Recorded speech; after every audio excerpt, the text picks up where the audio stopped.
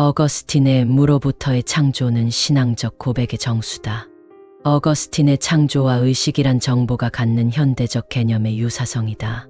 어거스틴의 무로부터의 창조가 신학적 관념적 서사라면 현대과학에서 논의되는 의식이 물질을 만든다는 개념과 유사한 것이라 할 수 있다. 우주나 물질을 잇게 한 원인이 절대적 신의 영역이고 이를 하나님이라는 것과 논리적으로 같다고 할 수 있다.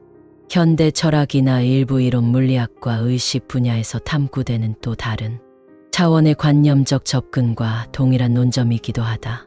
영자역학의 간섭이론이나 홀로그램 우주론이나 절대의식에서 물질이 나온다는 생각과도 맞닿아 있는 부분이기도 하다.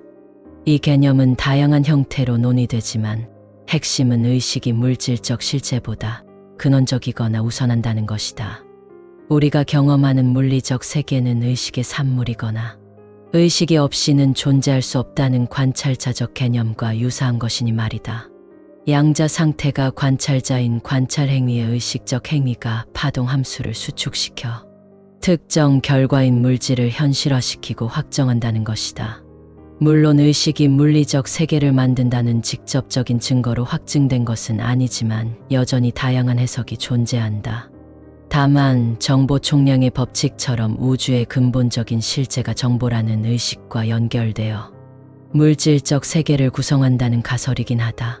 홀로그램 우주론과 같이 우주 전체가 거대한 정보 패턴이며 의식이 이 정보를 해독하거나 상호작용으로 현실을 반영한다는 추론적 설명의 한계는 있다. 고대 철학자 플라톤의 이데아론도 넓게 보면 이런 영역이고 어거스틴의 창조적 개념은 좀 더 세밀한 것이고 양자역학이나 의식과 정보라는 현대적인 개념으로 발전되는 과정이긴 하다. 따라서 물리적 세계는 궁극적으로 의식 즉 절대의식이란 신의 오묘한 질서를 그렇게 이해하려는 시도이다. 이를 요약하면 인간이 경험하는 감각, 생각, 느낌 혹은 물리적으로 아는 것도 의식 속에서 일어난다. 만약 의식이 없다면 물리적 세계를 어떻게 인지하겠느냐는 모순에 빠진다. 따라서 의식이 물리적 세계를 만들어내는 근원일 수 있으며 어거스틴의 창조라는 사건은 의식의 결과이고 그 지속적인 섬이라 깨달았으니 참으로 놀라운 기념비적인 의식의 발견이고 신앙적 고백의 정수라 할 만하다. 어거스틴의 고백은 과학적 서술일 수 없다. 어거스틴의 무로부터의 창조는 신앙의 영역에 속하는 고백이며 물리적인 세계를 설명하는 과학적인 이론이라 할 수 없다. 물론 이성적 추론을 통해 무에 대한 진지한 질문과 답변의 과정은 높은 수준의 사유 방식임은 분명하지만 현대적 개념의 과학적 방법은 아니다. 아니 그럴 수 없는 과학적 수준이었고 이런 답변을 원한다면 알리스터 맥그레스 같은 과학을 전공한 신학자의 답변이 더 과학적일 것이다. 결국 이런 질문은 신앙과 과학적 방법론을 답하려는 논리성을 갖지만 결코 물리적으로 입증되거나 재현될 수 있는 사건임도 분명하다. 따라서 어거스틴의 논점은 창조주와 피조된 세계에 대한 신학적 개념을 서사적으로 표현한 것이다.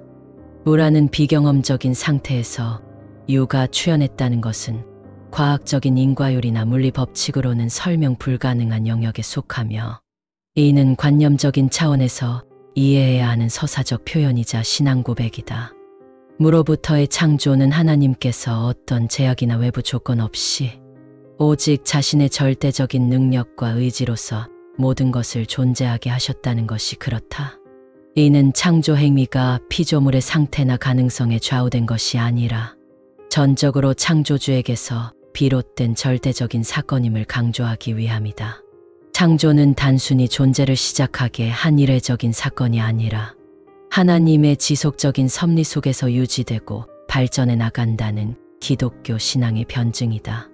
그래 결국은 하나님께서 무로부터 창조하신 이 세계는 하나님의 목적과 뜻 안에서 움직이며 이는 곧 창조가 하나님의 섭리적 계획의 시작임을 고백하는 것과 같다.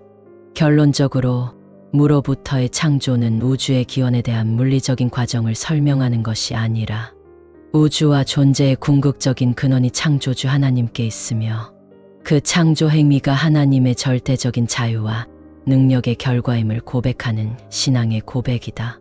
이는 과학의 영역이 아닌 신학과 철학, 그리고 신앙의 삶을 추구하고자 하는 관념적 서사이자 신의 절대적 창조와 섭리적 측면에 대한 이해라고 보는 것이 어거스틴의 무로부터의 창조의 본래적 의미라 하겠다. 어거스틴의 무로부터의 창조는 왜 과학적 설명이 아닌가? 현대인의 사고는 합리적인 과학적 사고를 한다. 특히 칸트의 인식론처럼 사건에 대한 인식이 나의 뇌로부터 재해석된다는 것이고, 이 과정에 합리적 타당성을 가져야 한다. 한편 과학은 관찰, 실험, 측정, 가설 설정 및 검증 등의 방법을 통해 그 현상을 증명해야 한다. 과학은 물리적인 세계 내에서 작동하는 법칙과 과정을 탐구하는 물리와 수학적 법칙에 근거하는 합리성을 갖기 때문이다.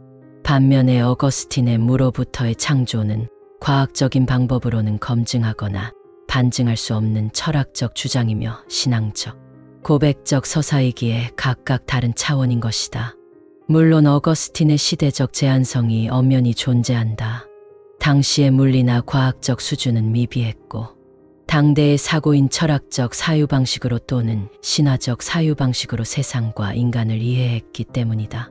따라서 지금의 현대적 관점처럼 과학적인 타당성의 잣대로 규정한다는 것 자체가 합리적이지 않다. 따라서 어거스틴 당대에는 초자연적인 행위, 즉 시간과 공간을 초월하는 신적인 개입을 전제로 이해하는 방법론인 것이고, 이는 논리적 타당성을 가질 수 없는 관념적인 것일 수밖에 없다. 대체로 과학은 주로 이미 존재하는 물질, 에너지, 시공간 속에서 일어나는 현상들을 탐구한다. 빅뱅 이론이나 진화론 등도 현재 존재하는 우주나 생명체의 기원과 변화 과정을 설명하는 것이다. 반면 물화는 그 자체로부터 존재가 어떻게 시작되었는가의 문제는 어쩌면 과학적 영역이 아닐 수 있다. 현대의 절대의식이나 정보 총량의 법칙을 동원해도 결과는 마찬가지 검증할 수 없는 영역다. 반면 무로부터의 창조는 존재 자체의 궁극적인 기원, 즉 아무것도 없는 상태에서 어떻게 모든 것이 생겨났는가에 대한 관념적 전제일 뿐이고, 신학적이고 신앙 고백적인 답변일 뿐이다. 과학의 목적은 자연 현상의 법칙을 발견하고 이해하며 이를 통해 세상을 설명하고 예측하는 데 관심을 두지만, 무로부터의 창조는 우주의 기원에 대한 과학적 메커니즘을 설명하려는 것이 아니라 창조주 하나님의 성품, 능력, 그리고 창조 세계의 하나님에 대한 관계를 신앙적으로 변증하고 고백하는 차이라 하겠다. 어거스틴의 창조는 신의 절대성은 원인과 목적론적 서술이다. 어거스틴의 무로부터의 창조 교리는 목적과 원인에 대한 철학과 신학적 답변이다. 고대로부터 세상은 어떻게 존재하게 되었는가? 라는 근원적인 원인에 대한 질문에 답했었다. 어거스틴은 이 세계의 최종적이고 유일한 원인이 무로부터 모든 것을 존재하게 하신 하나님이라고 고백했다. 즉, 존재의 시작점과 그 원인을 하나님에게서 찾는 원인론적 접근이다. 한편 세상은 왜 존재하는가? 무엇을 향해 존재하는가? 라는 목적에 대한 질문도 동일하다. 어거스틴의 유명한 구절인 당신은 우리를 당신을 향하여 만드셨기에 에서 밝혔듯 창조 행위 자체가 창조주 하나님의 섭리적 관점에 있다는 것이다. 세계는 우연히 존재하게 된 것이 아니라 하나님의 뜻과 목적 안에서 창조되고 섭리하신다는 목적론적 관점을 담고 있다. 결국 어거스틴의 창조론은 단순히 물리적인 발생 과정을 설명하는 것이 아니라 존재의 궁극적인 원인과 목적을 신학적으로 재해석하려는 고백적 변증인 것이다. 어거스틴의 무로부터의 창조에 대한 논리적 타당성의 결론. 어거스틴의 무로부터의 창조 교리가 갖는 논리적 구조는 그의 하나님에 대한 세계관에서 나온 것이다. 첫째, 하나님의 절대적인 존재와 완전성에 대한 고백이다. 어거스틴 신학의 출발점은 하나님께서 스스로 계시는 절대적인 존재이기에 완전하고 불변하며 전능하시다는 것이다. 모든 존재의 궁극적인 근원이시며 어떤 것에 의존하지 않는 유일한 실제하는 존재자라는 것이다. 나는 스스로 있는 자라는 의미가 그렇다. 나라는 있음은 나 자신이다라는 것이니 그 어떤 원인에 근거하지 않는 자신의 절대적 존재 자체를 변증한 것이다. 둘째, 이 현실적 물리 세계의 모든 것은 스스로 존재하는 것이 아니며 여호와 하나님 자신으로부터 발현된 존재가 우주이고 세상이며 인간이라는 그 필연과 의존성을 고백하는 것이다. 셋째, 만약 세계가 창조되었다면 무엇으로부터 창조되었는가 하는 질문에 대해 먼저 이미 존재하는 어떤 재료로부터 창조되었다며 그 이미 존재하는 재료는 어디서 왔는가 하는 의문적 모순이 된다. 만약 그것이 하나님과 동등하게 영원히 존재해왔다면 하나님만이 유일한 절대적 존재에 위배되는 이실론인 디점이나 이원론인 두얼리점과 같은 절대신의 부재가 된다. 또한 그 재료가 하나님과 동등하다면 그 물질에 대한 신의 절대성 대한 끝없는 질문을 낳는 모순을 갖는다. 따라서 아무것도 없는 무로부터의 창조되었다는 것은 결국 최초의 재료는 아무것도 없는 상태에서 만들어져야만 했다. 또 다른 면에서는 이미 존재하는 것이 바로 하나님 자신의 본질로부터 흘러나왔다는 유출설이 된다. 만약 세계가 하나님의 본질로부터 유출되었다면 세계는 곧 신적인 성품을 갖거나 하나님의 일부가 되기에 창조 세계가 하나님과 구별된다는 것에 모순된다. 더욱이 하나님이 나눌 수 있고 변화할 수 있는 존재라는 면에서 하나님의 불변성과 완전성과도 모순된다. 따라서 하나님의 절대적인 존재 완전성, 전적인 의존성이라는 그의 핵심 전제들이 되어야만 한다. 하나님만이 스스로 존재하시며 창조의 가장 기본적인 물질적 기반과 형상 없는 영적인 것조차도 무로부터 창조되었다는 것만이 신의 절대성에 대한 완벽한 변증이다. 350년대 사람이 이런 논리적 전개를 했다는 것도 놀랍고 신비롭다. 어거스틴의 창조와 섭리는 참된 안식에 대한 고백이다. 성 어거스틴의 무로부터의 창조는 고백록과 신의 도성에서 밝히고 있다. 고백록 제12권 2장 2절에서 오 나의 하나님, 당신은 하늘과 땅을 만드셨습니다. 그러나 당신은 아무것도 없는 것 무로부터 하늘과 땅을 만드셨습니다. 즉, 당신 자신으로부터 만드시지 않았습니다. 만약 그것들이 당신으로부터 나왔다면 당신 자신과 다른 것이 되지 않을 것이며 따라서 당신 자신이 될 것이기 때문입니다. 어거스틴은 하나님께서 창조물을 당신 자신으로부터가 아니라 무로부터 만드셨음을 강조하며 하나님께서 세상의 물질적 기반이 될 형상 없는 물질조차도 무로부터 창조하셨다는 것은 하나님의 초월성과 세상의 물질과 인생을 주관하신 사실을 변증한 것임과 동시에 신앙적 고백이다. 고백록 제1권 제1장 1절에서는 당신은 우리를 당신을 향하여 만드셨기에 우리의 마음은 당신 안에서 안식하기까지 안식하지 못합니다. 이 구절은 어거스틴의 대표적인 고백이다. 하나님께서 인간을 포함한 모든 피조물을 창조하신 목적이 바로 하나님 자신에게 있음을 고백한 것이다. 인간의 마음속 깊은 갈망과 불안함은 오직 창조주 하나님 안에서만 참된 안식을 찾을 수 있다는 진실한 고백이다. 이는 피조물로서의 인간 존재가 창조주와 분리될 수 없는 의존적 존재임을 고백하는 것이기도 하다.